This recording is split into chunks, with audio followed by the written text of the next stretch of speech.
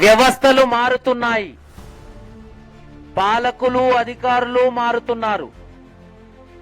అయినా షాద్ నగర్ చౌరస్తా తీరు మారడం లేదని పట్టణవాసి రాము శనివారం నాడు మరోసారి షాద్ నగర్ జంక్షన్ లో రోడ్డు విస్తరణ చేయండి మహాప్రభు అంటూ అర్ధనగ్న ప్రదర్శనతో ప్లకార్డులు ప్రదర్శించి నిరసన తెలిపాడు.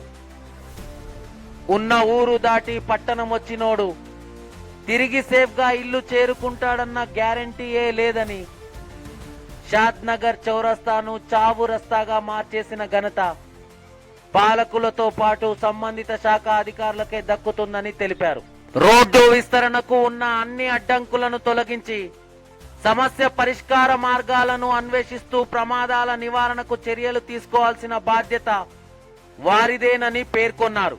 సంబంధిత శాఖల్లో పలుమార్లు లిఖితపూర్వకంగా విన్నపాలు చేసినా మిన్నకంటూ ఉన్న అధికారుల తీరును ప్రశ్నిస్తూ మొన్న ముఖ్య కూడలిలో ప్లకార్డుల ప్రదర్శనతో వినూత్న నిరసన కార్యక్రమానికి శ్రీకారం చుట్టిన రాము 2 రోజుల ప్రభుత్వ సెలవు దినాల అనంతరం తిరిగి శనివారం మరోమారు అర్ధనగ్న ప్రదర్శనతో నగరవాసులను అలర్ట్ చేసే ప్రయత్నం చేశాడు.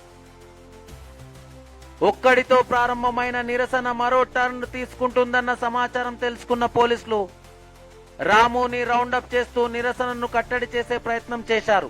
ఇదే క్రమంలో నగరవాసుల సంక్షేమానికై ఎక్స్ రోడ్ విస్తరణతో ప్రమాదాల నివారణకు తన వంతు కృషి చేసేందుకు శాంతియుతంగా పోరాటం చేస్తున్నానని, అందులో తనకు ఎలాంటి స్వార్థం లేదని, తన ఆవేదనను అర్థం చేసుకోవాలంటూ రోడ్డుపై సాష్టాంగ నమస్కారం చేస్తూ పోలీసులను ప్రాధేయపడ్డాడు. ససేమిరా సర్ది చెప్పిన పోలీసులు రాముతో పాటు నిరసనలో పాల్గొన్న సామాజికవేత్త, న్యాయవాది మాతా శ్రీ జానకమ్మను సైతం నిరసన విరమింపజేసి పోలీస్ స్టేషన్ కు తరలించారు.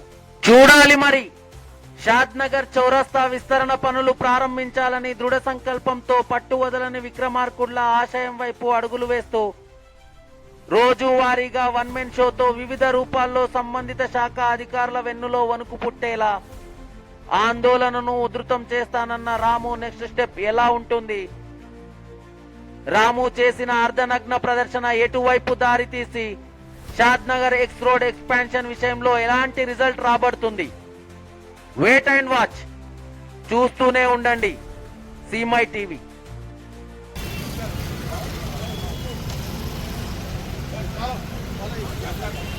నమస్కారం అండి.